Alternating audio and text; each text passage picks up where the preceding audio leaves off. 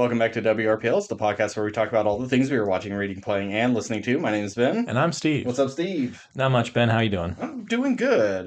We are going to be talking about Fantastic Four First Steps. We got a bunch of other stuff. We were super lazy last week, so we're going to play a little bit of catch-up, try to go kind of quick. Let's start with a roll. All right. I think this is the first time we've ever used this dice. Oh. So this die. Ooh. We'll see what happens. You caught yourself a DM. That is a 2. I shouldn't have used this one. Oh no, off to a bad start. Okay. That's a 4. Oh, Only slightly God. better. Ugh. All right. Oof, I shouldn't have picked that one. I apologize. Well, looking through some of the past ones, we've had some dog shit rolls too. So, but I go first. So I'm gonna start with news. Okay. Lots of news and trailers and Hit me with the news and trailers, Ben. We're gonna go through these quick because I got a bunch of them, bunch of new trailers out, and I just want to know, your quick thoughts on it. Got it. All right, first trailer, Mortal Kombat 2. They released a trailer, like a fake Johnny Cage trailer first. Mhm. I can't remember what it's called. It's not like Caged Heat, but something similar to that. That, great little trailer. Good Agreed. teaser. The full trailer for the actual movie, oof. This Don't looks care. so bad. Because we watched the first one on HBO, when during COVID, Warner Brothers was just dumping everything on HBO. We watched it here.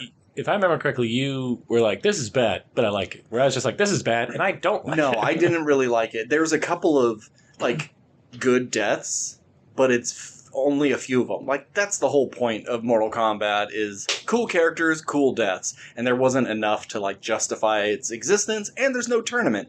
So, there was no Mortal Kombat. At least this one has a bit more, but, man, Baraka looks like crap.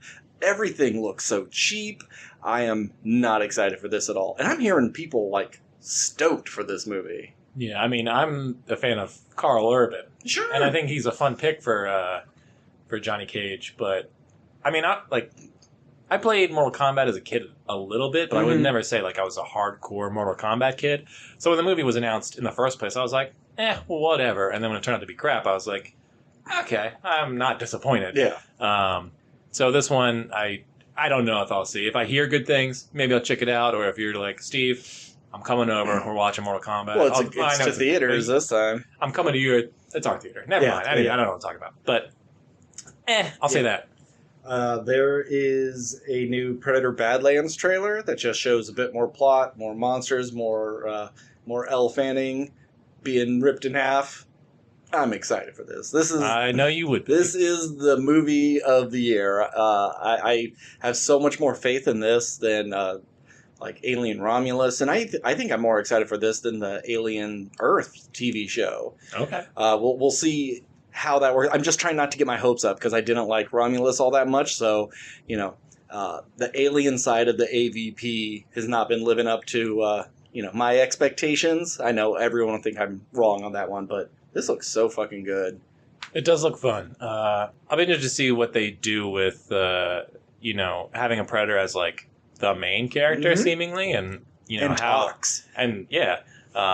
Obviously, it's all... Well, at least from the trailer, it seems like he's speaking his language, and it's just subtitles, which I would, much rather prefer. I just hope there isn't some sort of, Elle Fanning and, scanning your language. It just comes out as English, and it's I don't want that. Also, I don't know how you would, how it would look him speaking English with his flappy mouth. I think it could work. And if you were doing... I guess it kind of looks normal until they open it, right? Sure, yeah. If we were on the Predator planet and we were doing a full movie with just Predators, lots of dialogue between those characters, I think you would almost kind of have to, but I am not upset that it would be subtitled. It's perfectly fine. Yeah, that's what I'm saying. I'm hoping it's subtitled. Yeah. But yeah, looks fun. I think I've enjoyed Predator movie. Well, actually... No, I guess I've enjoyed Alien movies more than Predator movies. Yeah. They've all been pretty bad. No. The Predator movies? Predator 1 and Prey are excellent movies. I enjoy Prey. Predator 2 is good, but it has its flaws. Predators is fun, but it has a little more flaws. There's only one bad Predator movie, and it's The Predator. That one's dog shit. Everything else, Killer of Killers, great. Yeah, but even with alien movies, the ones that aren't good, quote unquote, I feel like they've all had relatively good narrative, except for the like AVP, which I don't even count. If we're not counting those in the discussion, I think Alien has worse movies. 'Cause, like, I don't like Prometheus. I hate Covenant. People really don't like Resurrection, even though it's big swing. It's very different. I think it's a weaker franchise than Predator. Maybe I just appreciate what Alien tries to do and maybe fails at versus Predator, which is like, here's an action movie. Yeah, they are just action movies. Alien has big concepts. Yeah. Predator is just fun kills, cool monster. So, Tron Ares trailer, second trailer coming out. The Tron's in our world now, which, I didn't see coming, but I think it's a fun step. It's a shame we're not continuing from Tron Legacy, but fuck it, who cares? The visuals look amazing. Music by Nine Inch Nails. If this didn't have Jared Leto, it would be so much higher on my list. Yeah, I mean, I'm not even like the biggest like anti-Leto guy. It's just him as like a lead doesn't excite me, especially since I saw Morbius. But I think from a trailer standpoint, if this was pre-COVID, it seems like the kind of movie like, oh, this could be big. I don't think it will be, but it looks fun. And last trailer, Avatar: Fire and Ash. Did they do this before Fantastic Four? They did. They did the roller coaster, and then they did the Avatar trailer? Oh, I don't remember. I want to say yes. It's like, I get it. You want to, put it as close to the movie, but once that roller coaster hits, it's time for the movie. But I don't know how... This looks even better than Way of Water, effects-wise. Like, It hasn't been that long. How did it get even better looking than the last time? The last time was, like, perfect. Yeah, I love this trailer because there's so much in it, but doesn't really tell you anything. No, because it's going to be another generic story like the last two. Sure, but I'm just saying from a teaser perspective, it's all just mostly visuals with, like, just a couple lines of, like, a dramatic reading of something or whatever, but it was only 30 seconds long. I mean, I don't even know, but I was just like, damn, that looks impressive. Yeah. Say what you will about James Cameron as a storyteller, but as a visual director, that guy's good. Yeah. And this movie looks fucking sweet. I didn't think anything was going to come from The Way of Water, and it is pretty much the same as the first movie in a lot of ways, but I really enjoyed The Way of Water. Yeah. That bitch was 3 hours long. I know. This is probably going to be 3+ hours long, and I'm going to probably love this fucking movie too. I never went back to Way of Water. I saw it the one time. Like, yep, that was good. I enjoyed it, but, I don't need to necessarily see it again. I probably will watch it again for this. Yeah, I wouldn't mind watching it again, and I especially appreciate the fact that movie was like, hey, remember those two leads from the first movie? Fuck them, they're in the background. It's all about kids now. I kind of liked that. Well, Jake Sully was still kind of the main dude. It was Neytiri that really got benched. Yeah, that's true. But hey, we got our sexy water cats back, so... And, maybe sexy fire lady cats. Oh, they're a little scarier, but yeah. Yeah, but it looks fun. I look forward to seeing more Fire and Ash. I just hope that if, they brought back Stephen Lang's character, but now he's a blue cat thing. I just don't want him to be in all 5 movies. I think if you want to make him to be like the Doctor Doom of this trilogy, fine.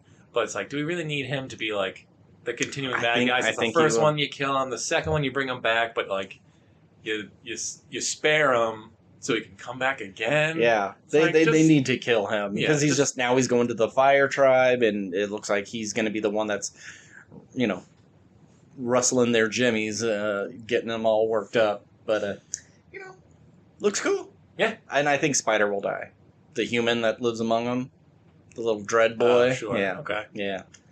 Okay, so that's it for trailers. But movie rumors that there's a new Dread movie in the works. I know they always talk about they're going to bring it back, but it's with Taika Waititi. I couldn't think of a person less suited for that movie. Dread is nothing but serious, no bullshit violence. And Taika Waititi is not that. He's quirky. He's silly. His violence is a little more outlandish and cartoony. I do not think... they had him lined up for Akira at one time. Come on, guys. Like, nowhere, unless he has these amazing takes and he's like, look, I'm trying something completely different. It'll be like nothing I see. I do not want this guy touching Dredd. I'd rather have no more Dredd movies than a Taika Waititi Judge Dredd. Mm. Especially if they don't bring Carl Urban back. If they're rebooting it again, I absolutely don't want it. Yeah, that, what was it, like 2012, I think, Sure. Dredd movie was sweet. Pretty and sweet. A nice little surprise. Yeah, I mean, I know Carl Urban's getting up there, but I mean, he's behind the mask the entire time. It's fine. He's got to have that strong chin. He's got to have that strong chin. But Taika Waititi, like, you know, he made Jojo Rabbit, which is still, like, silly, but, you know, has a darker tone to it. Like, I think he could do it. It would just have to be, like you said, going, I'm not doing any of my old shit. You know, this is my take on sort of like the 2012 vibe. And, you know, he might be able to add like a little bit more flair to it. So it's less, you know. Get a Neil Blomkamp. Less Dark Knight, you know, the Dark Knight more Edgar Wright, but like violent. I don't know. Everything you're saying sounds bad. I'm not saying that's what I want. Stop trying to justify. I'm just saying, like, I'll give the guy a shot. Nah. He's made some good movies. Nah. But I mean, yes, he has. He's but made some bad movies. Yeah. I think it's time. I'm not tossing him aside yet. Just go back to New Zealand and do more weird New Zealand things like Hunt for the Wilder People and stuff. Like, when he's good at... New Zealand made that soccer movie with Fassbender that everyone hated. I mean, I didn't see it, so I can't say. But I'd rather him focus on that. You didn't see this and you can't say. You don't even know if it's true. But absolutely. No, I get that. But I think he just works better for comedy, and Dredd is not. Okay, and then we got... This has been the month of deaths. I only got 3 big ones here, but... Whoever's got that death note is just knocking them out one after another. So first off, our Lord, Ben. He has the death note. Malcolm Jamal Warner, Theo Huxtable from the Cosby Show. I prefer him as Shirley's husband. Shirley's husband, yes.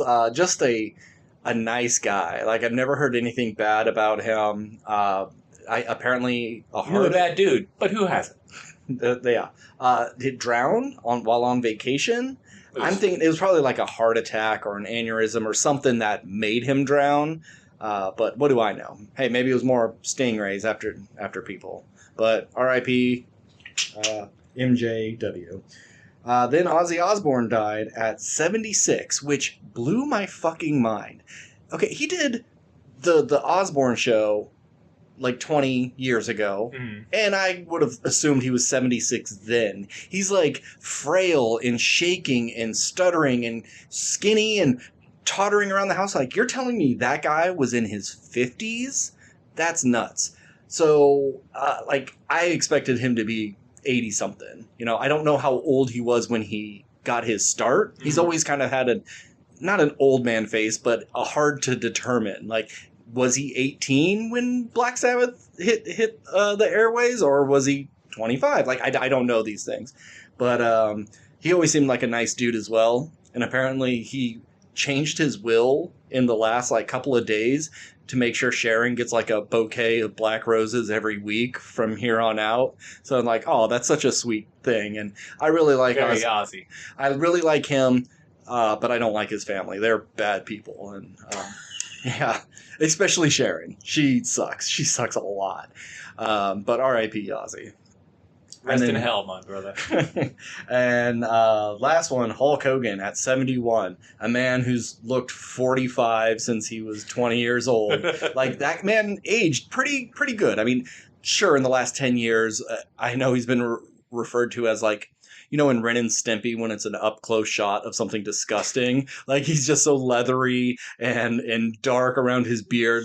He's very extreme looking. But I was a huge Hogan fan when I was a kid. Hulkamania, man. I liked Ultimate Warrior more, just because he was the bright, colorful new thing. Yeah.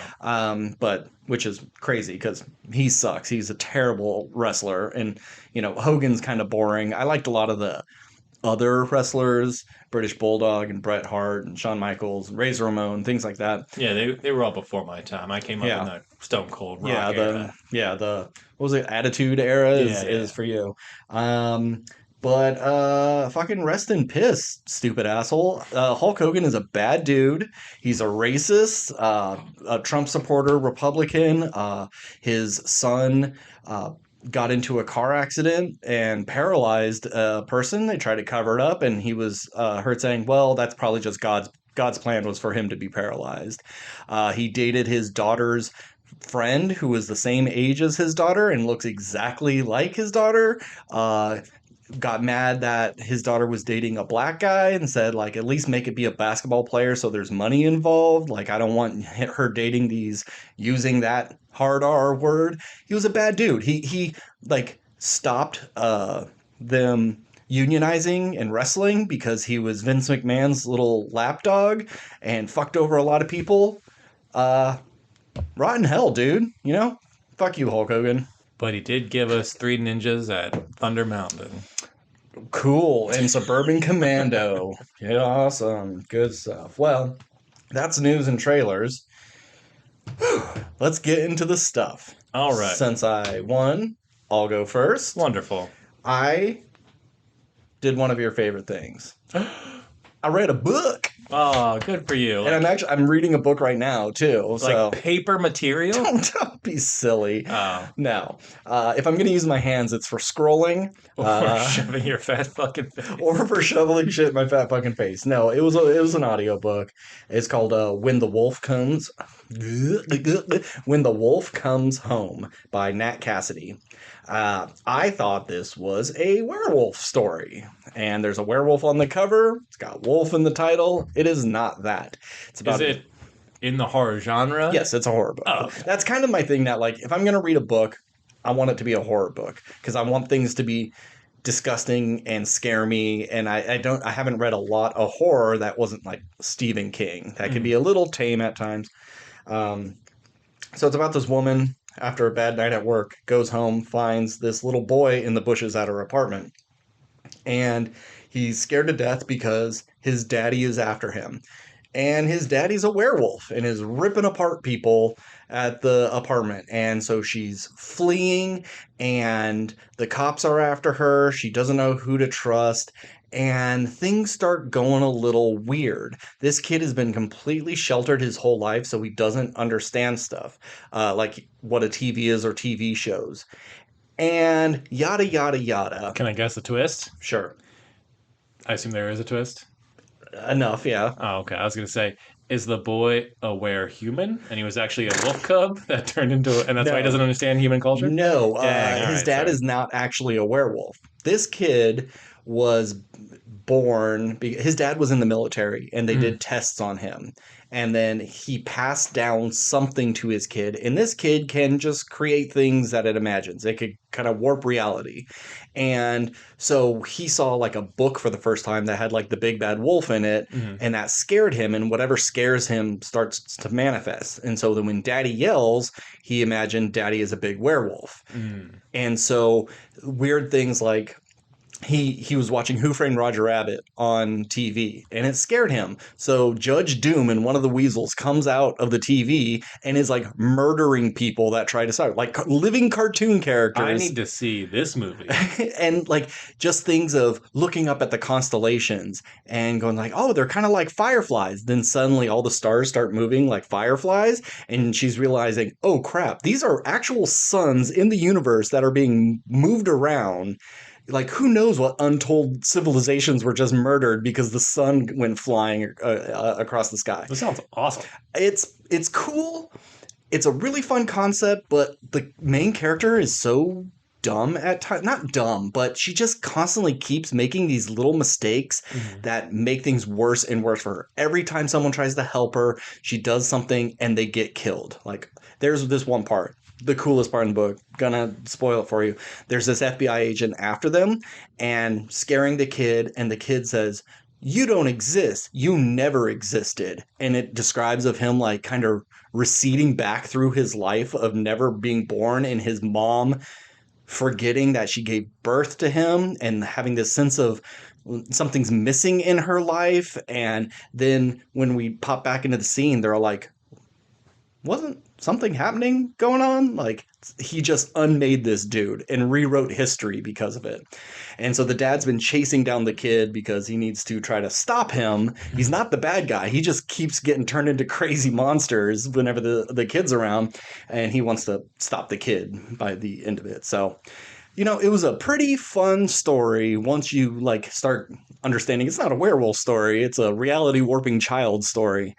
And it's, pretty cool with a pretty dark ending. But I don't think it delivers on everything it tried to say. Cool. I like it. What do you got? Well, if you don't mind, I'm going to do Steven's rapid fire segment. Of video game stuff, right? Of video game stuff, yeah. So, and you always forget, but whenever you have a rapid fire thing, it's Steve's little shits. All right, another round of Steve's little shits. So I beat a game, a full game, which I'll talk about in a bit. And then afterwards, I was like, you know what? Let me go through I've downloaded a bunch of games that were like free games for the month. Let me just try and knock a few out. Even though I downloaded them going, I'll probably never play that. Mm-hmm, but you're not going to skip a free game. But I'm not going to skip it. So let me just give some a shot. So here's my quick reviews and/or why I downloaded them and didn't play for very long. I downloaded the Texas Chainsaw Massacre game. Oh, okay. This is all I didn't know anything about what this game was. I was just like, oh, I've enjoyed horror games a lot. Let me try this one. Didn't realize it's like a team-based survival game. Immediately deleted it. Never played a single round.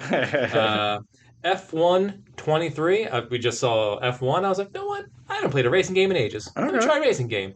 I put it on, did the very first race, drove for about 3 minutes and realized I don't care. Yeah. Is it just a hyper-realistic tracks? Honestly, I didn't even play long enough to do that, but I'm sure there was a button where it does that thing where, you can play a racing game and you can be in the car or slightly above the car or wide shot or whatever. Mm-hmm. I was immediately in the car. I was like, I don't want to drive like this.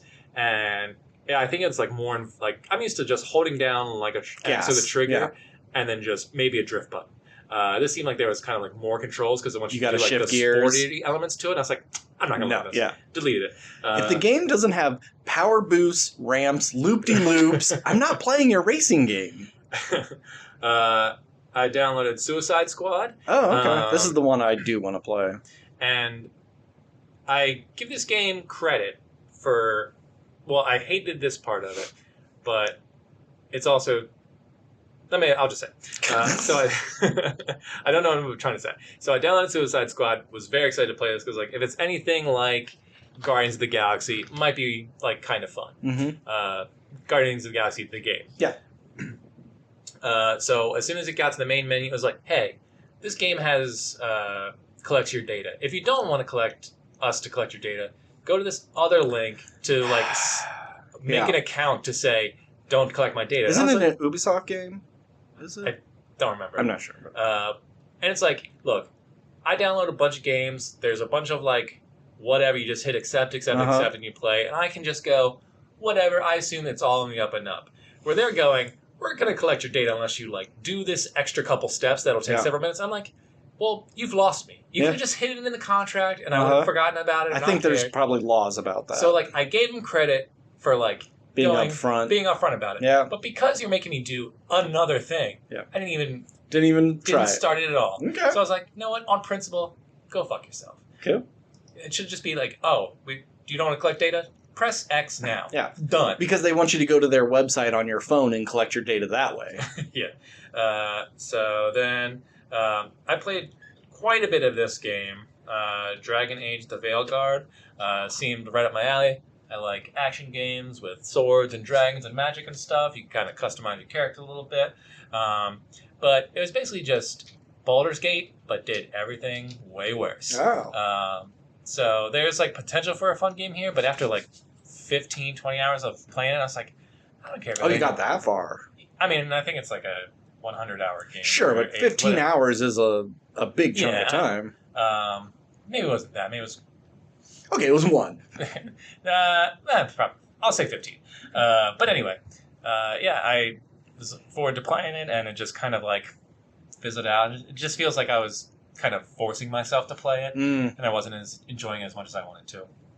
That's a not finished for old Steve there. But will you go back?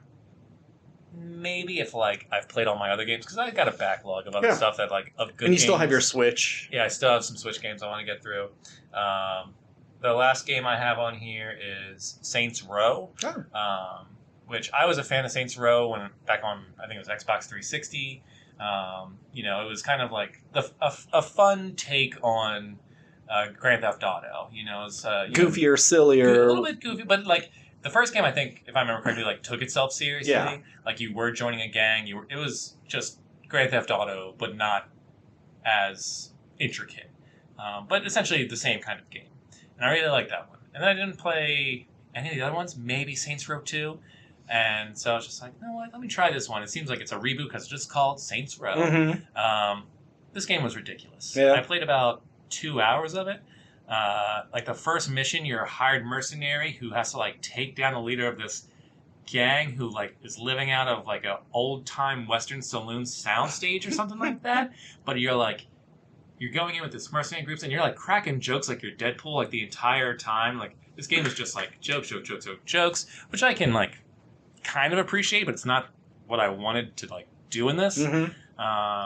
And you're getting on top of this futuristic jet that you're mercenary, you work for a company, a big tech company that has mercenaries, and it was just all so silly in the first hour. And you get back to your the whole thing is you're just trying to make a rent, but you live in a shitty apartment.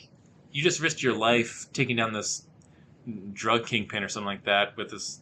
You should be making a ton of money in this job, but he's got 3 roommates who are all, I think, in separate gangs. And there's one dude who never wears a shirt. There's the dorky kid with the bow tie. He's the the guy who robs or who does the safe cracking or whatever for the group. And the other the chick, she's I think she works on cars.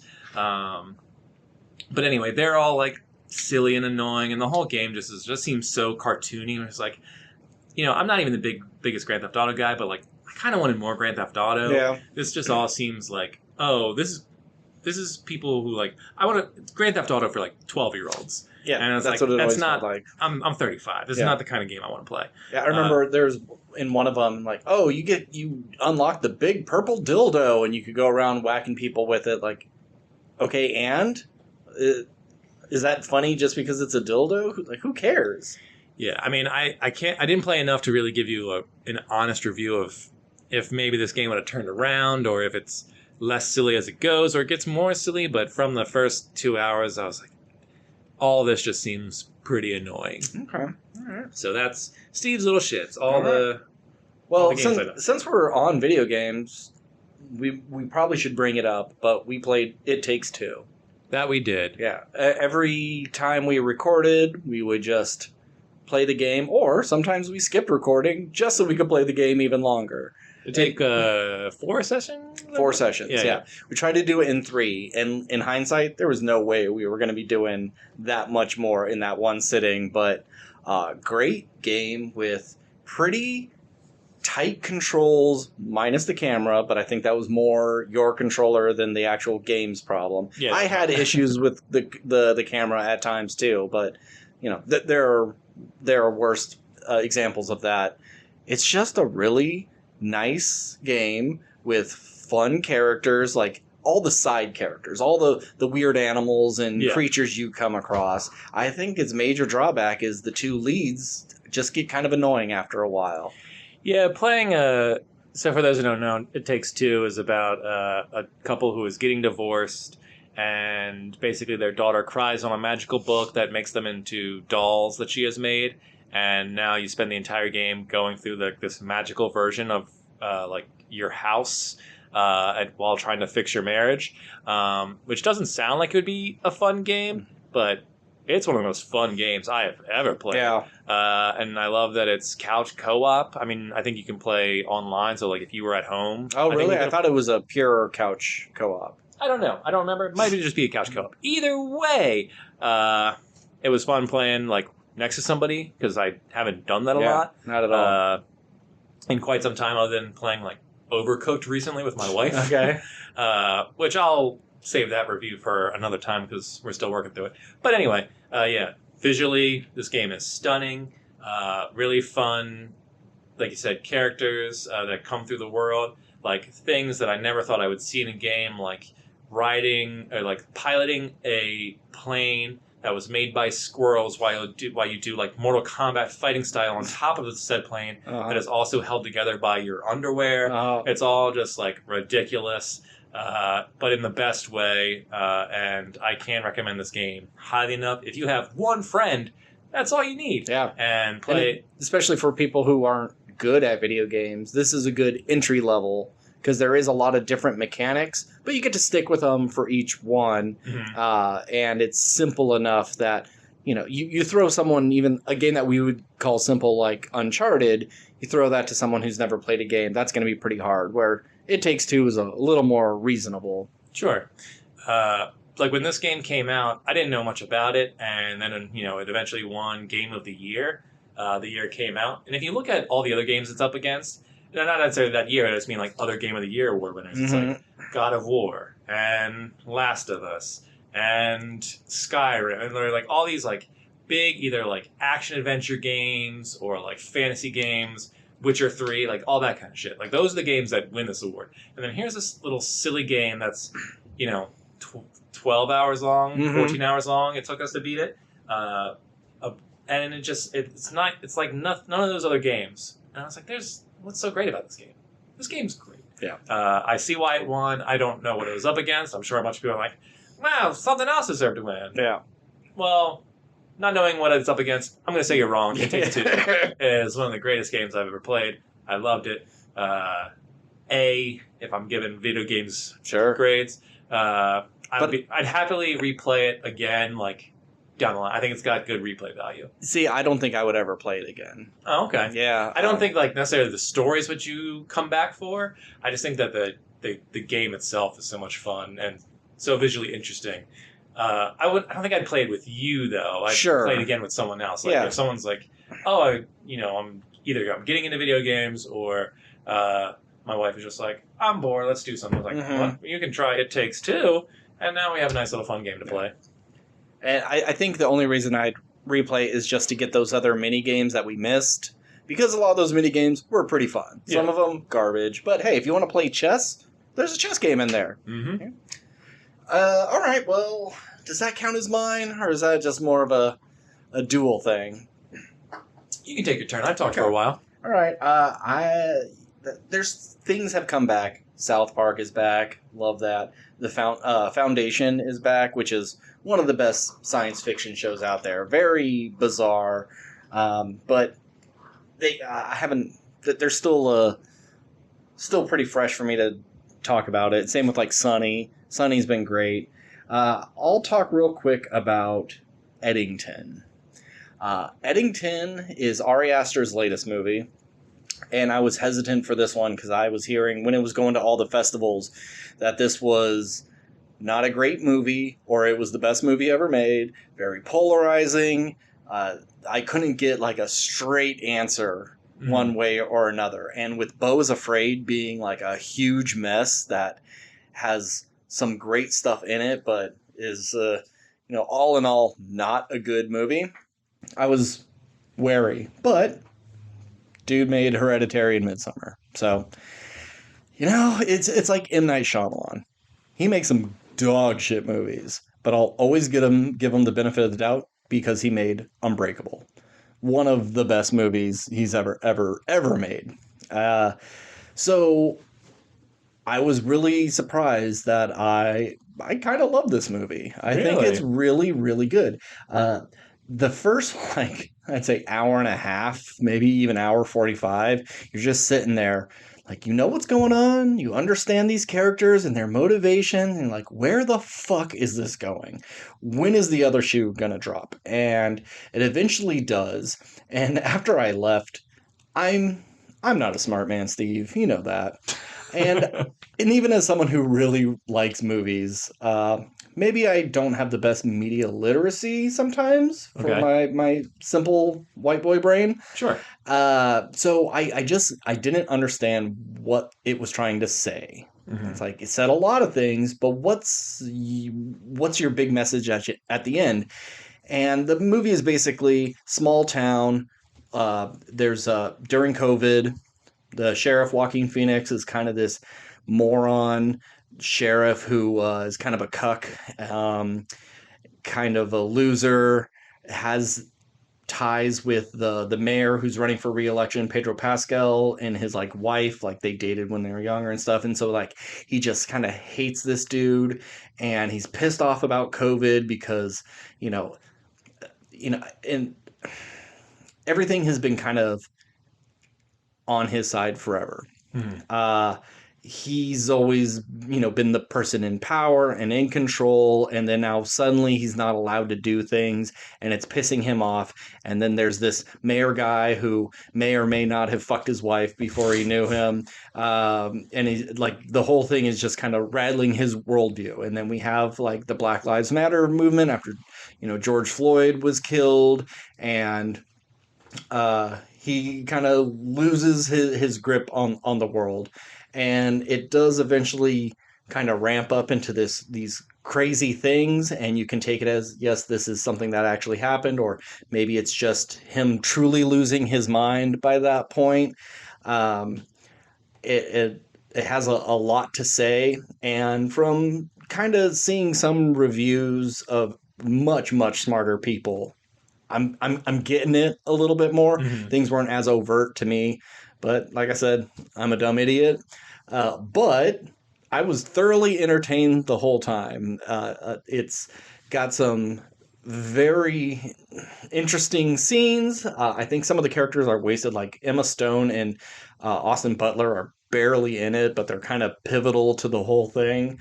I think this story probably could have been told in 2 hours and not 2.5. But I think it's worth it. I can see this going up for some awards and it pissing people off because this is very much a you love it or you hate it sort of thing. Sure. But it's not going to be for everyone.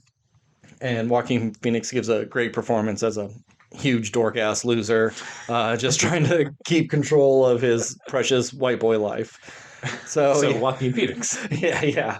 But yeah, I give it a, I think I gave it a A minus. I'd say, yeah.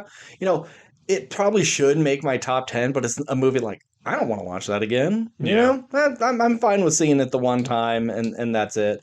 But still a very good movie. All right.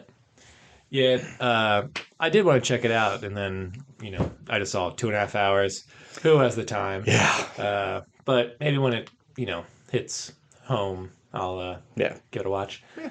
So I watched a movie. Yeah, you did. Our good friend, Nick, who's appeared on our podcast a couple times, recommended a movie that you have seen called Psycho Goreman. Mm-hmm. And from the way he gave it to me, he was very excited, and I thought I was hoping I'd really love this movie. I liked it. Yeah. I didn't love it. It seems like the kind of movie that would have a big cult following. Yeah. And I am impressed by things about it. And then it's kind of what's so great about it? It's so weirdly middle of the road. From a creature design and a practical effects standpoint, I think all those guys look... So Psycho Goreman's the story of these two precocious kids accidentally dig up an alien who turns out to be essentially space... Genghis Khan? Space devil. Genghis Khan. Just this evil alien bent on the destruction of the entire universe because a holy group of other aliens kind of fucked his shit up. But these kids have an amulet that makes this alien do whatever they want. Yeah. It's hilarity ensues. Yeah. And so it's just... him on Earth having to put up with the antics of these two kids. And what'd you think of these kids, especially the little girl?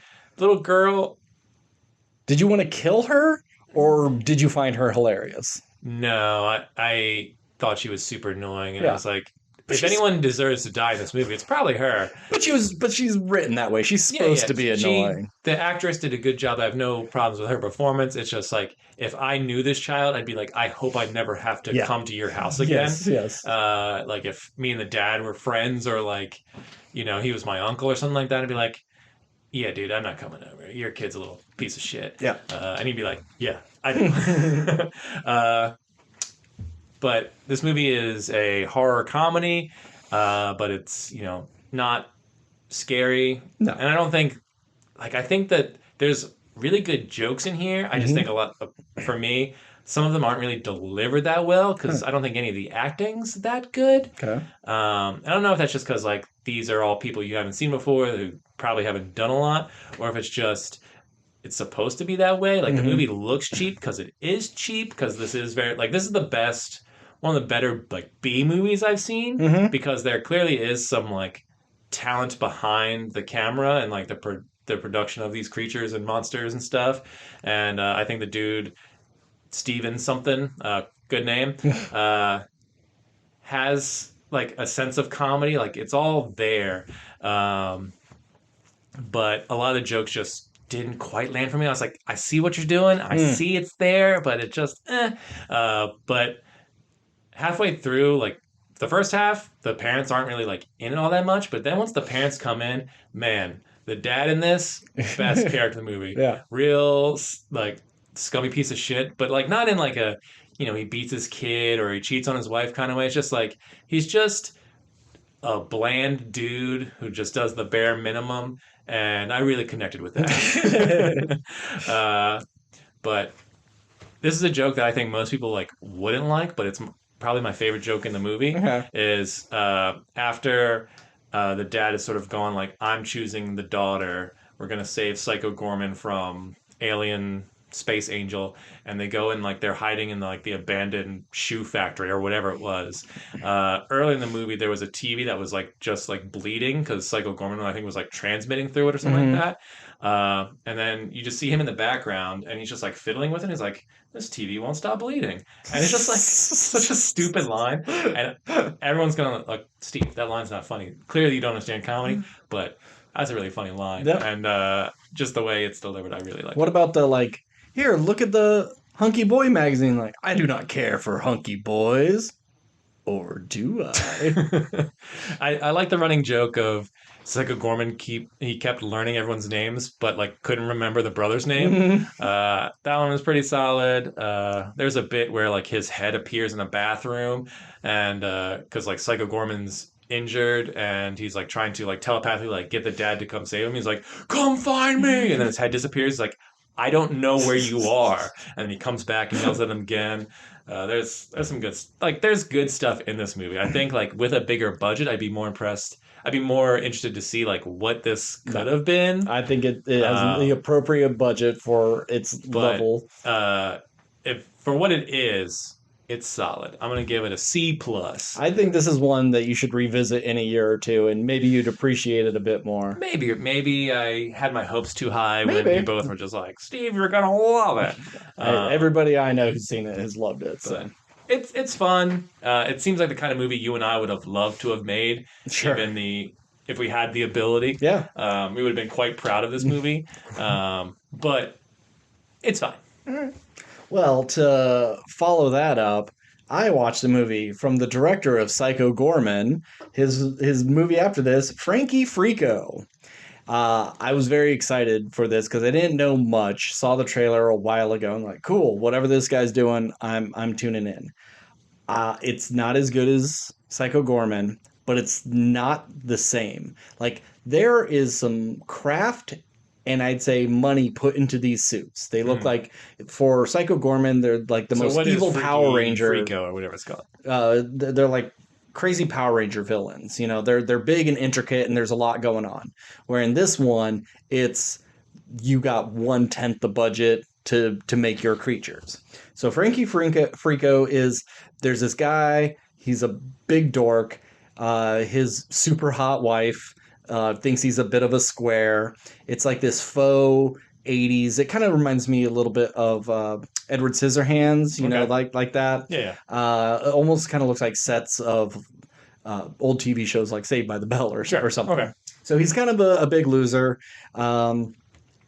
He doesn't want to be a square. He's not going to get that promotion at work if he doesn't come in and shred some documents for his boss. And his boss is just like, yeah, you want to do some extra work? I need you to shred all these documents. Make sure you're in front of that security camera right there.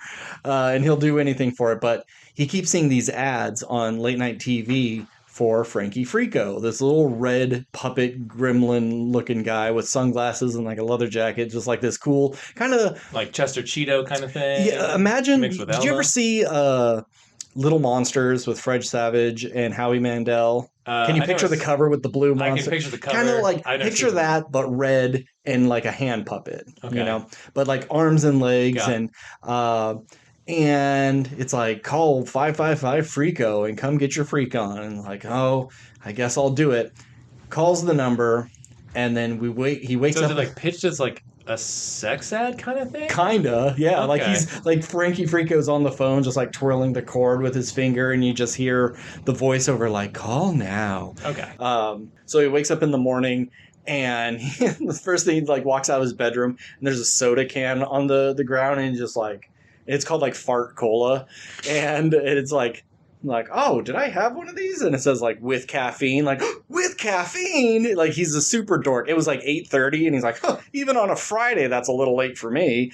And then he goes downstairs, and his like house is totally trashed, and there's 3 little Freako monsters. There's like a cowboy girl, like a one that uses robotics. That he has a catchphrase like gabagoo. Gabagoon, you know, it's like that's he's just okay. Anyhow, so they're like gremlin things. It's like Gremlins meets Trolls, Garbage Pail Kids. Okay. It's like all these things combined, and they just have run amok and like, you guys better get out of here. You know, my wife is on a business trip, and you know she's gonna be back soon. And then they start like trying to murder him. Like they're like, it becomes like a Home Alone thing where they're setting up traps, but it's not just like a paint can. It's like a shotgun on a tripwire. And then we find out a little more about their backstory, and they came from another planet, and they were able to like come through the telephone, and they were being oppressed on their home world, and they kind of become friends, and they get transported to this planet to take on the evil ruler. And it's relatively short. It's only like 85 minutes. Sweet. But it feels like there's 3 ideas for this movie where like, okay, little gremlin guys terrorize this dude, that they try to kill him in a funny Gremlins Home Alone situation, and then he's got to fight back and kill these monsters. Okay, That's idea 1. Idea 2, he calls these little monsters in and befriends them, and they try to make him cool, you know, get his groove back in some way. And then there's he gets transported to their home planet to try to stop the evil overlord, because they're actually pretty good guys. All 3 of these would be really fun movies, but they do a little bit of all of it, and it just doesn't feel as cohesive. So I like it because it is much smaller than Psycho Goreman. Like these puppets, when they're running, just looks like a guy with it on his hand, just shaking it back and forth. It's very silly.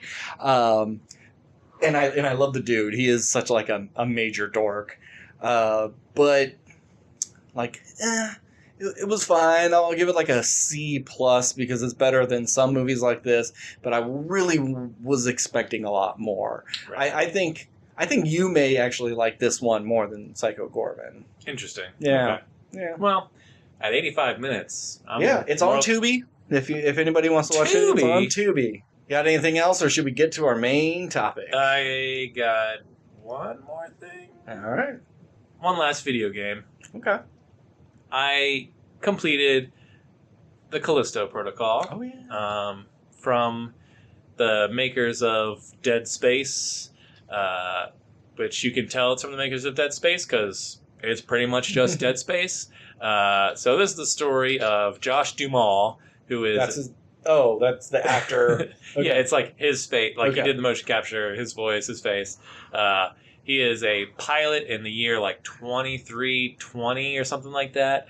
and his ship crashes on this planet. It's a prison planet, or at least there's a prison on this planet, and he is immediately like taken and put into prison and has to break out. But like his first day there, monster people arrive, and he has to try and survive and figure out what's going on.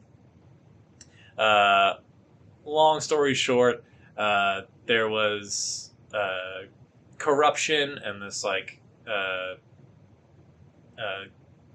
what do you call it, mutagen thing that like killed a bunch of people on this other planet, and they like covered it up because it was just like a test round for this, but now they're using this to like and they're just testing it on like the prisoners and stuff because like no one's gonna miss them, yada yada yada. So you have to like get out of prison and unravel the like conspiracy and like let everyone know, because otherwise they're gonna do this thing again and millions or thousands of people will die, whatever. This game is fine. If you like Dead Space, you won't like it as much, but you'll go like, well, I like Dead Space, so this is a similar vibe. I would say it's not as scary, and the weaponry isn't interesting as it is, because like in Dead Space, you had that cool like gun that like you can turn sideways and like cut limbs off and stuff. Where this, it's like it's just all shooty weapons. Okay. It's like it's just different versions of. You get the shotgun, the machine gun, the handgun, the like fast handgun. The like you have like a police baton that you can kind of upgrade. Like that's kind of cool. And you have like this glove that you can kind of like pull people in and like shoot. Like so, if there's like a spinning, rotating fan, you can like pick up a zombie monster thing and throw it into it, and, like insta kill it. Okay. Can you freeze time like no. Dead Space? Okay. So from a like visual standpoint, it's with the Unreal Engine, it looks great. Like this game is super detailed. Like graphics wise, it's fantastic. But being on like this ice prison planet where everything is just like gray and metallic and stuff, there's not really that much to look at. Where like Dead Space was similar, but I think it had like slightly more interesting design elements to it. Where this was just like you're either in the prison, in the pipes, or like you're outside in the snow world, which you're only out there for like a little bit. So it's just nowhere like if they did anything more interesting, like the monster designs aren't all that interesting. I feel like I've seen them in other horror games because it's just like different versions of like mutated people. Okay. And there's I don't know. It's just like if I played this game before Dead Space, I'd probably go, oh, this is pretty good. But because I played Dead Space, it's like, well, you just made Dead Space again, but not as good. Yeah. So I would say if you like horror games, if you like sci-fi, play it. But if you like. Yeah, if I've played Dead Space, I don't need to play it again. You can skip the Callisto Protocol. It's a shame because I think there is something here. It's just fine across the board. The actress who was Kimiko in The Boys, she's in it. Okay, cool. For a bit, she's cool. And then the guy who does the voice of Darth Maul, and he was Starkiller. Ray Park? No. Oh, in the voice of just the voice. And he was Starkiller. Yeah, I don't know that guy's name. I forget his name. He's in it. Very distinct face. Also in The Mist. Anyway, he was a soldier who got stabbed and sacrificed. Yeah. So Callisto Protocol C+. Okay. I want to give it a B-, C+. One of the first free games when I got my PlayStation. If it's free, play it. Yeah. If you have to pay for it, meh. Yeah. Just been sitting in my library. I'll get to it. Yeah, I don't think you'll like regret playing it, but I think my guess is you'll agree with me. Like, yeah, it's fine. Okay. Well, let's get to our main topic. Something that is very much not like anything else that we just talked about. Like lots of weird video games and horror and westerns. It's just a big shift. A little bit more optimistic. Yeah, the Fantastic Four First Steps, which first Fantastic Four movie to put "the" at the beginning. And I forgot it was called First Steps. Like when I'm logging it, it's just like Fantastic Four. And like, oh yeah, it's called First Steps. I don't think it needs that, but whatever. It's fine. Fantastic Four: Rise of Silver Surfer, Fan Four Stick, and First Steps. First Steps.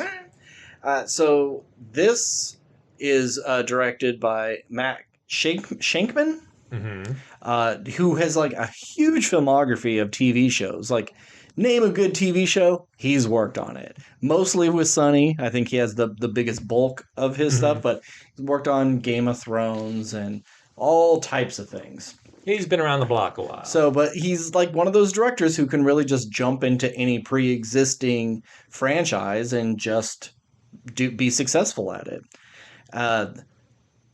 So, once again, another Marvel movie. We had Thunderbolts last. This is the start of Phase 6. My God. Phase 6. Apparently, this is going to be one of the biggest things. And going forward, Pedro Pascal is going to be like the face of Marvel after this, apparently. So, as someone who has, as we said many times before, does not give a shit about Marvel, Star Wars, any of the big pop culture things anymore. It makes me sound so pretentious. I like these things. You just moved past it. Yeah. You're not obsessing. You're not bowing down to the our altar. Lords over at Disney. What did you think of Fantastic Four: First Steps? I actually liked it. I had a good time. I think, it has all the kind of general hallmarks of like a superhero movie, but I will say that I don't think it's as quippy as most Marvel movies. It's not as action heavy as most Marvel movies.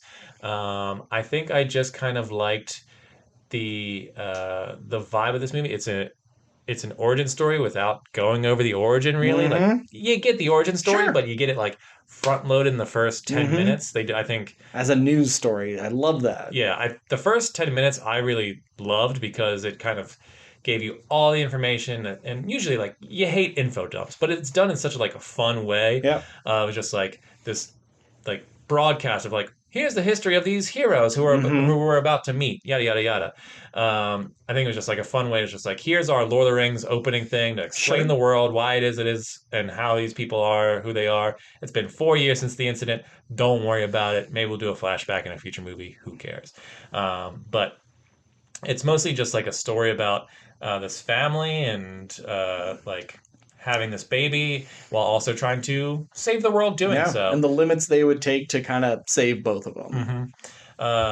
But I really liked everybody in this movie. I'd say that of the four, I think Ben gets the shortest shift of the movie, which is a shame. Yeah. And I think Pedro Pascal's interpretation of Reed, I'm not sure if I'm like fully on board, but I didn't hate it. But other than that, I think that there's some fun sequences in this movie. I don't think it does anything like particularly wrong. I don't think it does anything. There's not like one bit that like blew me away. Or it's like, wow, what an interesting thing.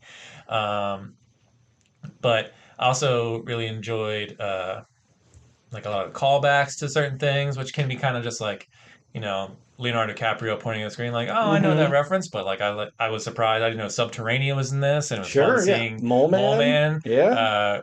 Paul Walter Hauser. Is that his name? He was a fun little bit.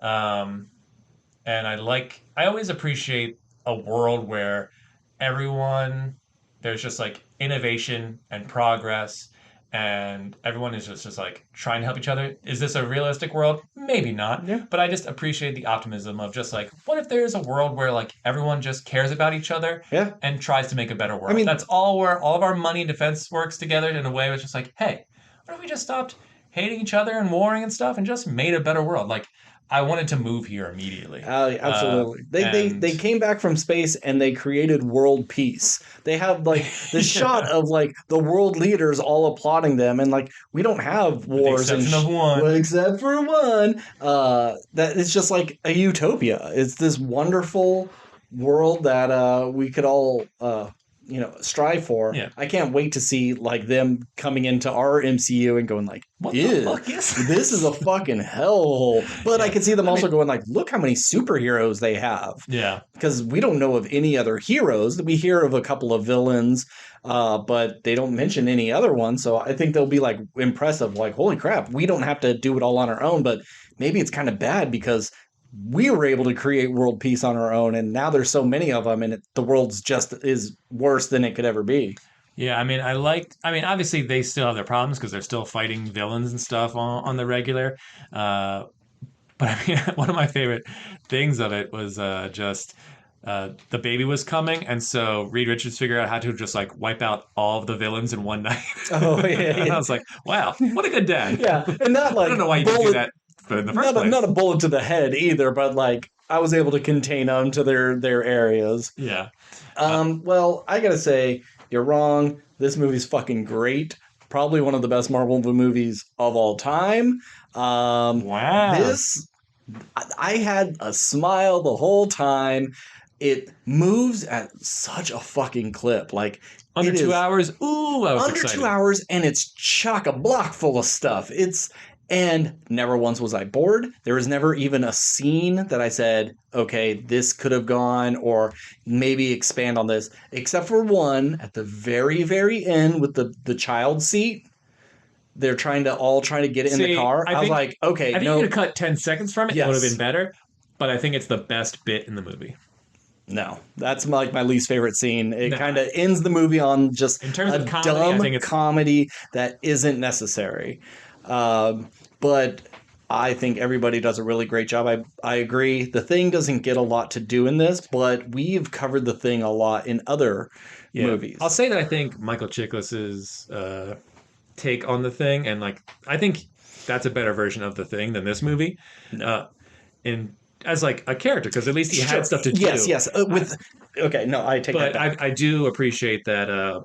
They nodded to Ben being Jewish. Yep. I was surprised to see Natasha Lyonne in this. Did not know she was in this. I did not know she was in it, and I thought it was like their little thing was cute, even though you really don't get much of it. Yeah. I wish there was more to that, and just like, oh, if the world's gonna end today, I wanted to let me polish your rocks. No, that's not where I was going with that, but it was fine. It's just like we needed to give Ben something to do. So here's like a girl he's kind of got interested in, but we're not going to touch on it really. Yeah, because in the previous ones we had him have a fiance who leaves him, but when you're in a world where he's embraced as a hero, people aren't scared of him, it's hard to do much of anything with The Thing, because that's kind of look at these beautiful, handsome, smart heroes, and then oh my god, it's a rock monster. But everybody loves The Thing, so like there's not as much to do. So his character isn't given as much, but I think it's fine. We've kind of covered that before. Whereas this has like Sue gets up, like she's the leader, she's the one in front, she has the most to do. I think she's great. She's the best. Vanessa Kirby is so great in this. I really like her and Reed together. I think she makes Pedro Pascal's Reed better. I think with a worse actress, his performance could kind of falter. And just seeing from all their red carpetness of like how much of friends they are, that their chemistry is just off the charts, and it just really translates in this movie. Yeah, I think when they're in scenes together, they're good. I didn't quite get like what it was about each other that they were like so into, other than just like, oh, we're both very smart people and we like intelligence, which I can get. I just didn't get like a sense of really why do these two love each other so much, but I did buy them as a couple, and I think that they do work as a couple on screen. So that's just a minor nitpick, but anyway. Yeah, I mean, we don't need them meeting in college and having a meet cute or anything like that. I'm not saying it's like that. I'm just saying like I think we can just infer they have the same goals, they respect each other, and they're probably just like super horny for each other, because they're talking about like, we've been trying to have a kid for years and nothing ever happened, and it just kind of happened. So Reed's just been dumping loads in and hoping for the best. And that's why she likes him, stretchy body. Oh, he just fits her perfectly. That's all they care about, right? Yeah. Anyway. And then she could go invisible so we could like watch himself. Anywho, cut this. No, it's fun. That being said, so Vanessa Kirby by far the best in this movie. That being said, I really enjoyed Johnny in this movie. Yeah. I think I'm as much as Chris Evans fans as we are. Sure. And I like Chris Evans as Johnny Storm. Yep. I like that take on the character, but I also like this take of just like you can tell he's like still the ladies' man, but you don't actually ever really see him interact with a lady other than the Silver Surfer. Yeah. But he actually is intelligent and uses intelligence to like fix a major problem in this movie, and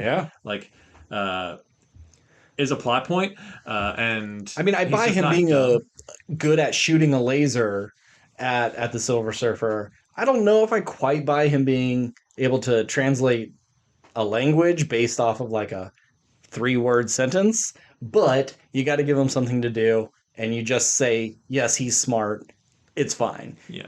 Well, I mean, the silliest part is just like, and they even kind of make reference to it as Pedro Pascal going like, I am with the 4 smartest people on the planet, or not even. I picked the 3 best people for the job. Who happen to be my best friend, my brother-in-law, and my wife. Yeah. It's just like, that's a little bit silly. Yeah.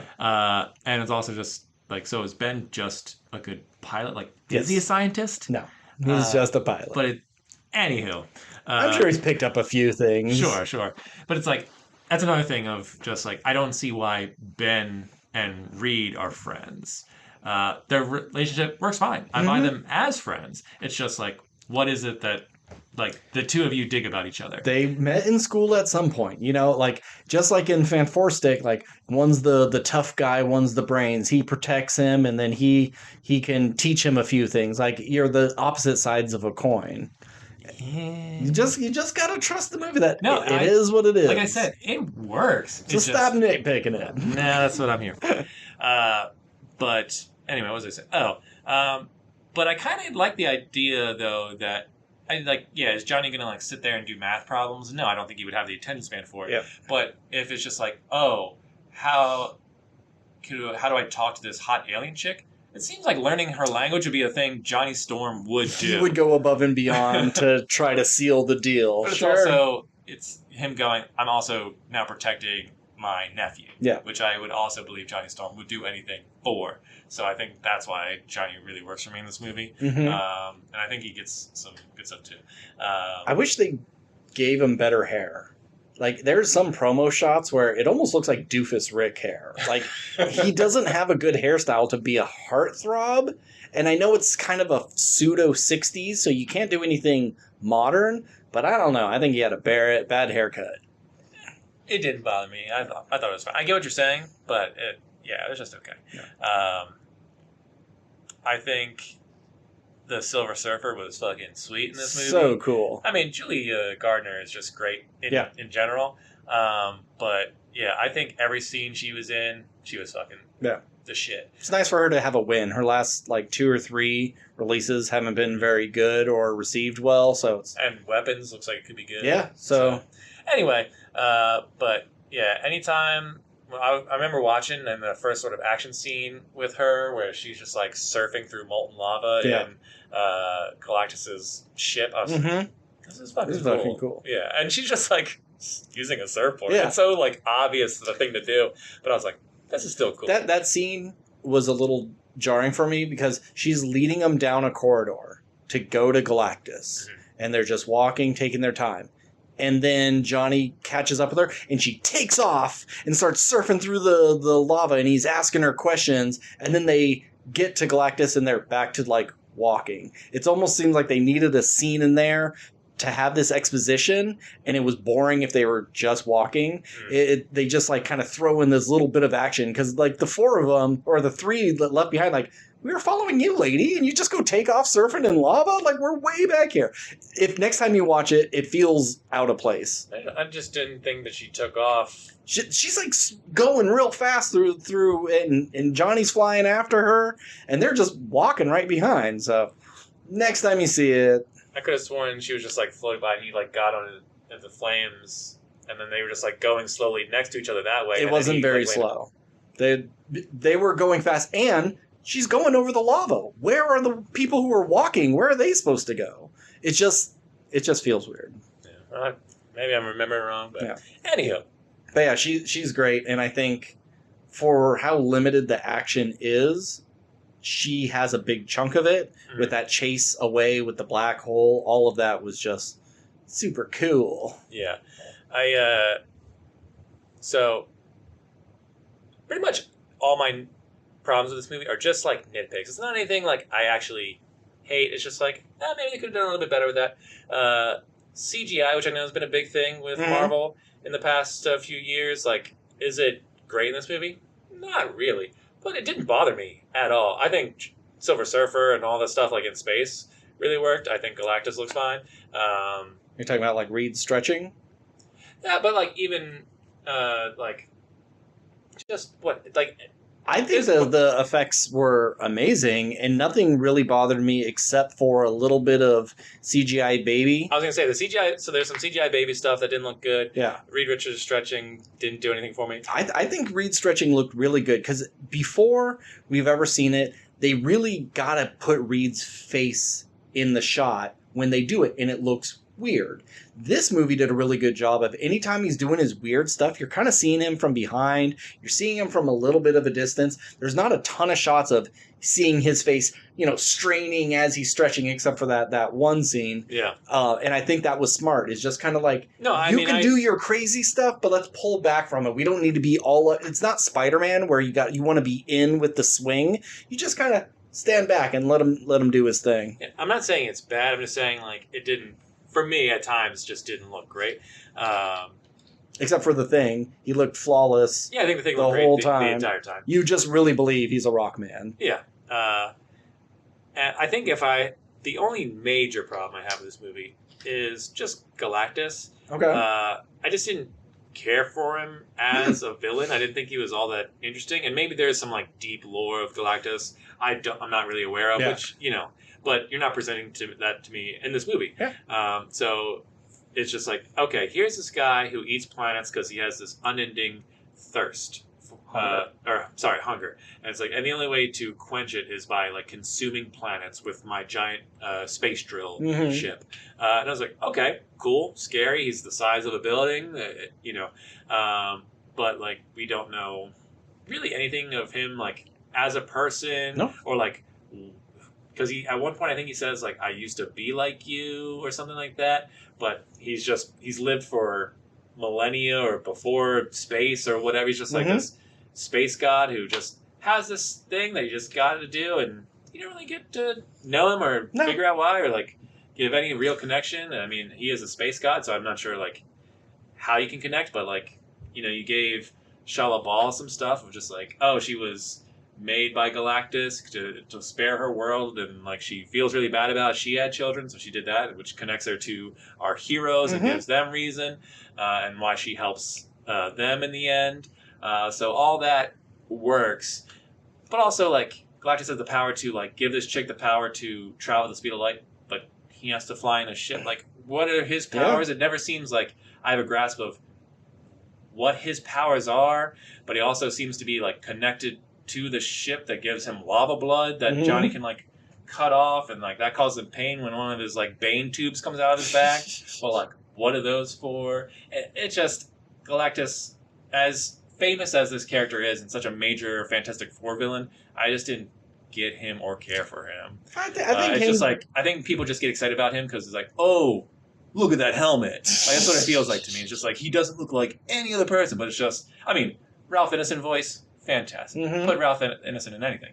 But just as like, it just falls into the Marvel pattern of just like not really having the best villains. I think it works for this just being an unstoppable force, this cosmic thing that's bigger than anything they've ever known, and that's all you need.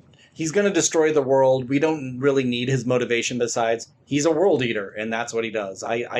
If it was a Silver Surfer movie, going into the Galactus's backstory, I think would be fine. But I don't think we really needed it, and especially for how tight this movie is, I think that could have weighed it down. It just kind of felt like another thing of just like, how do we get another like big beam into the sky? It's just the beam is a spaceman. We haven't fought any villain like this. Something this big. Godzilla. Not in Marvel. I know. But I'm glad they did make him the size he is, because there in the comics he can grow big and small. So sometimes he would come down to Earth and be, maybe 7 feet tall, but he could walk among the humans.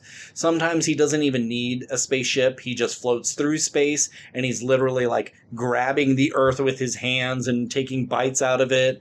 I'm glad it was this happy medium of, we need something for them to punch, so let's make him require to have a ship. And sometimes he does have a ship. So I think they found a good happy medium for this, because if he was this, because I imagine when they were doing him, like, his face would take up the whole horizon. He would be so big. Like Eternal. Yeah, something like... What was that? No, not Eternal. It was Eternals.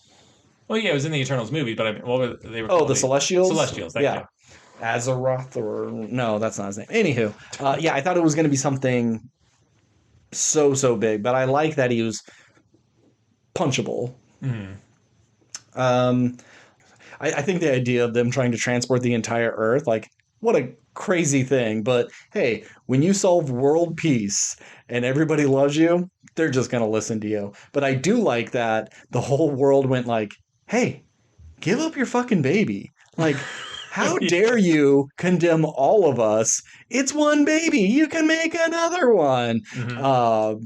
But, it makes sense. I get why parents would say, like, no, I'm not going to sacrifice my baby. And especially when you're the smartest man in the world, you're going to find out another problem. But I like that all of Earth turned on them. Yeah. I really like that part too. I would say, like, why Reed would tell everybody that was kind of... Yeah, moron. Like, I had the solution, but it would cost me something I love, and I don't care about the other 7 billion people on this planet. He could have made up anything. He could have said anything. Just like, he wants to eat the Earth no matter what we do, so we're going to figure something else out. Yeah, like, there was no negotiating with him. You could have said anything, and they would have believed you. Yeah. And maybe that's just not Reed or the Fantastic Four. I know they're, like, honest people.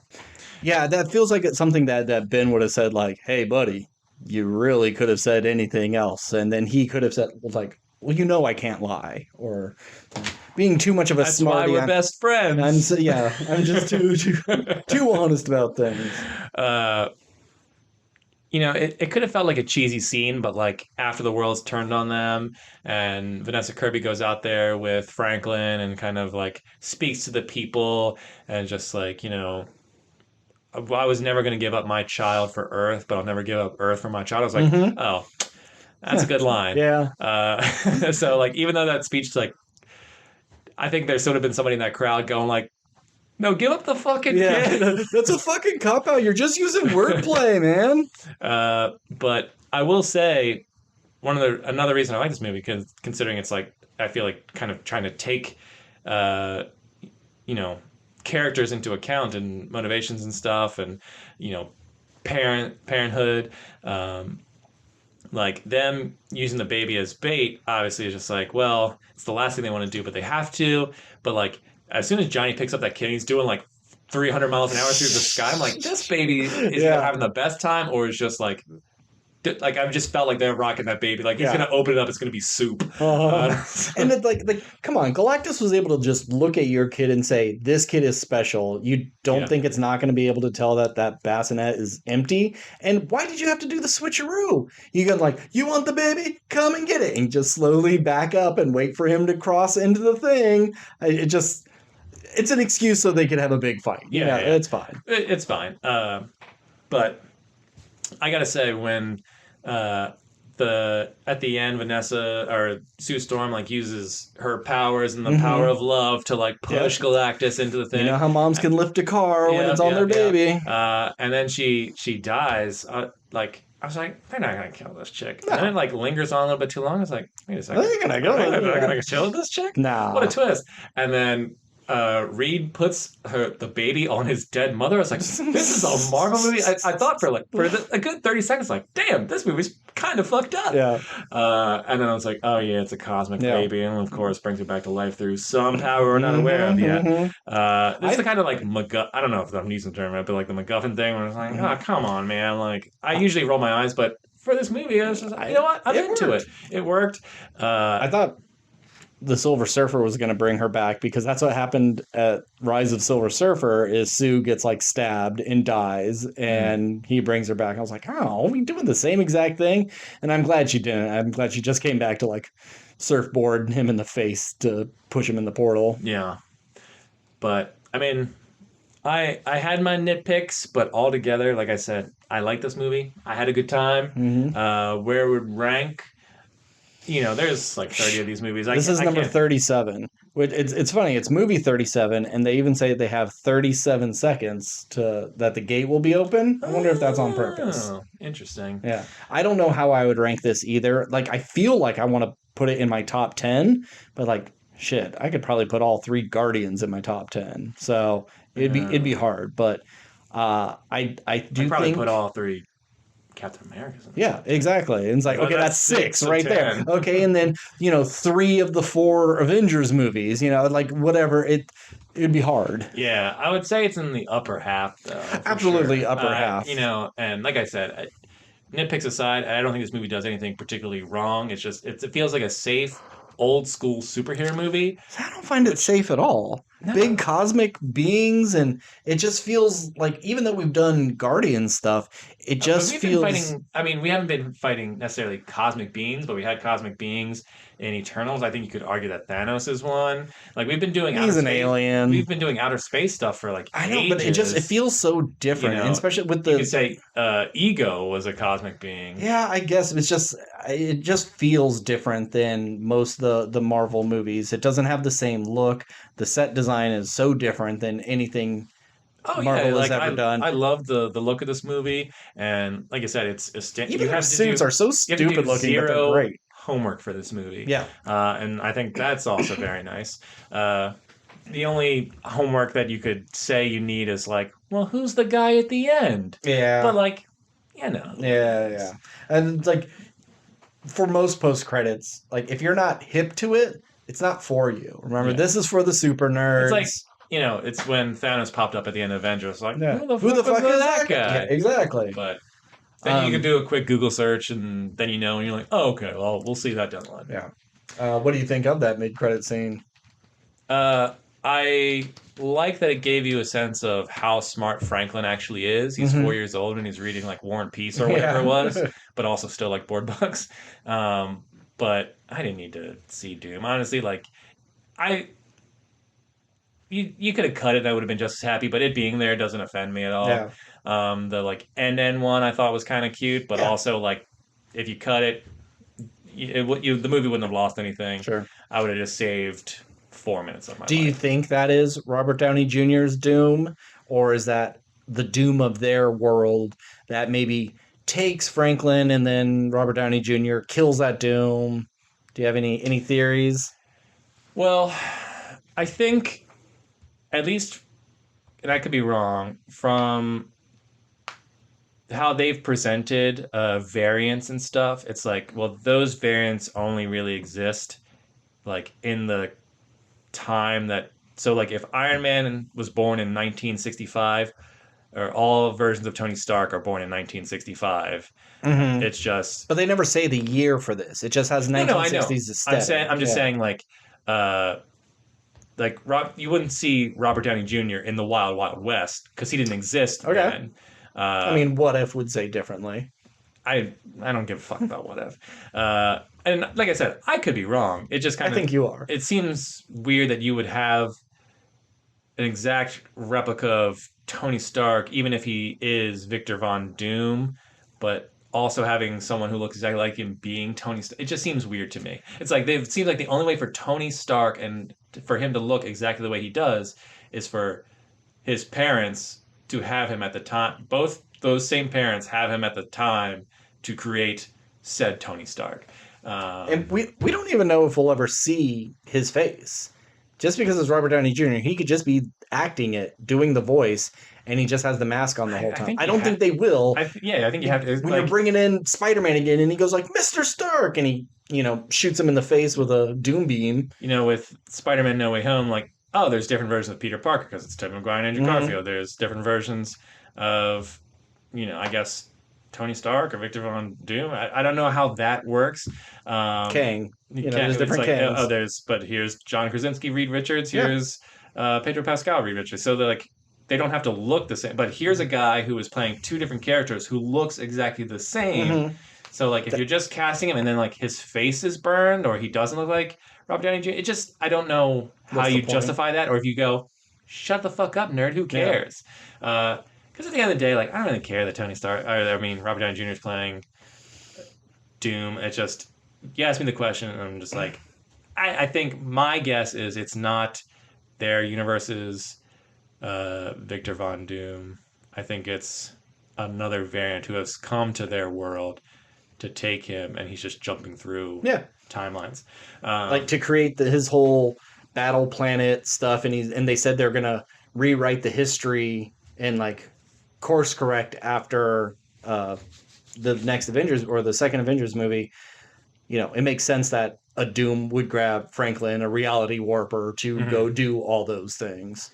And after this movie, I went on read and saw what other people were saying, and it seemed like most people agreed with what I thought was going to happen, which just because it's the most obvious thing makes it, you should go, oh, they're probably not going to do that. Because once we see the rocket at the end of Thunderbolts, you're like, oh, the Fantastic Four, who we know aren't part of that universe, has come to ours. So Galactus must have beat them, destroyed their world, and they came over here, which I thought would have been like, what a cool ending. And I still kind of wish I could see that ending. Sure. But this one was fine.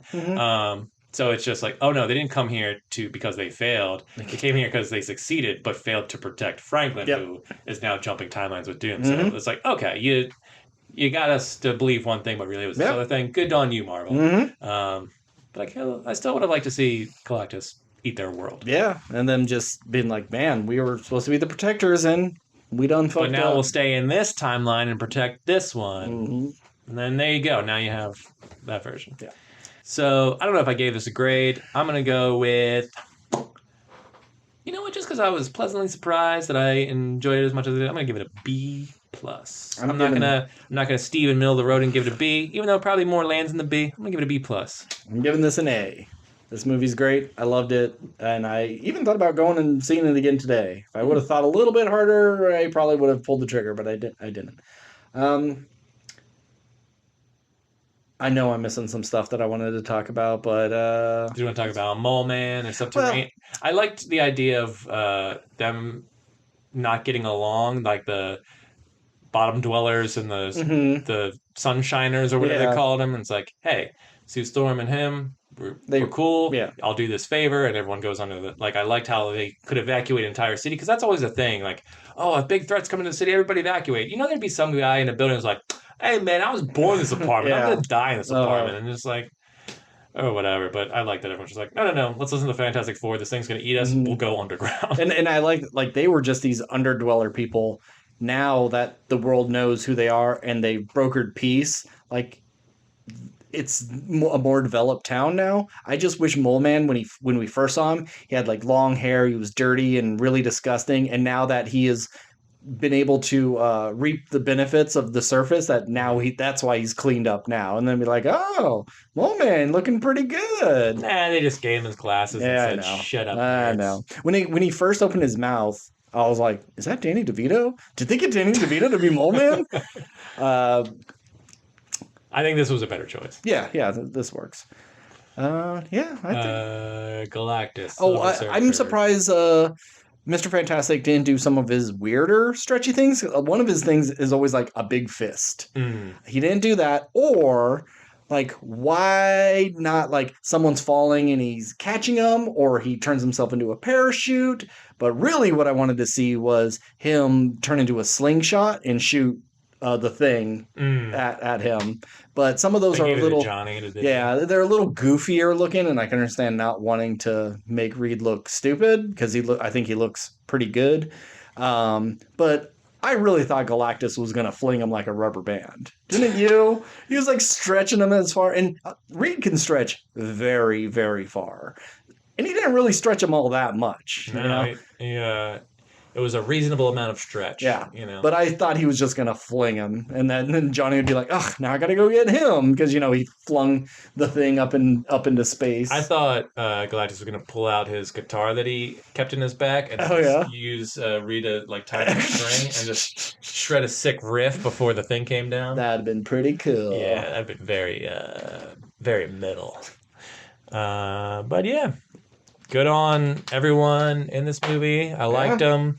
We'll have another Marvel movie for a year. Yeah. Did you know John Malkovich was supposed to be in this? Yeah. He was Red Ghost or whatever. And it's just like, they stopped Red Ghost and his army of super apes. And they show him one ape. And like, I wonder how that was going to work out. But I'm okay if they cut that. Yeah, it didn't need to be in there. But Red Ghost is weird. Can turn into like a mist. And he also controls apes. What do those have to do with each other? I mean, like Gorillas in the Mist? Is that a thing? Is that like the connection? But this is an old ass character. I was gonna say it was Gorillas in the Mist. Wasn't that like an 80s? An 80s thing, yeah. Okay. And he's like a 60s character. But there's also the Wizard. I don't know anything about any of the characters. Yeah, the Wizard, the Tinkerer. Like I'm not a big Fantastic Four reader. I didn't read much of their stuff. It seems like I don't know enough about them. It always seems like, they're such a staple of the Marvel, and everyone's like, they need to get Fantastic Four right. It just seems like people really, really love the Fantastic Four, but I don't know anyone who fucking talks about Fantastic Four unless they're talking about the 2005 and 2007 movies. Yeah. It's just like, are they really that popular? Apparently. I never read them because I was an X-Men kid, but I guess the run they're doing right now is really good. And there's a Mr. Fantastic from Another World called I lost it. But he's a psychopath. He went insane. Mm-hmm. And he's just like a really bad dude. And so you have one of the smartest men in the Marvel Universe, and now he's a bad guy, hell-bent on, destroying everything. I think, this may be completely wrong and I may be messing up characters. I think he went back in time and the spider's about to bite Spider-Man and he kills it. And, stops heroes from getting their powers to see how the world changed. But then I think Tony Stark comes back, and now Peter Parker's older. He's married to Mary Jane. He has kids who are in their early teens. And then hey, you were supposed to be this hero. I can give you the spider bite and you can be Spider-Man now. So it's a story of Spider-Man, but he becomes Spider-Man much later in life as a dad, That's kind of cool. So I'm thinking that was what evil Reed Richards did. But anywho, let's wrap it up. Next week, our big 4-year anniversary, our bracket. So no movie review, just the bracket. And then we'll come back the week after with Naked Gun, Together, Weapons maybe. I can't remember what comes out on the 8th or whatever. I believe the 8th is Weapons. Okay. Maybe. I don't know. Whatever. We'll have a bunch of stuff. Yeah. All right. Well, if you want to get in contact with us, we are at WRPLpodcast@gmail.com. We're on Instagram, TikTok, Threads, and Blue Sky. As always, I'm Ben. And I'm Steve. And keep consuming.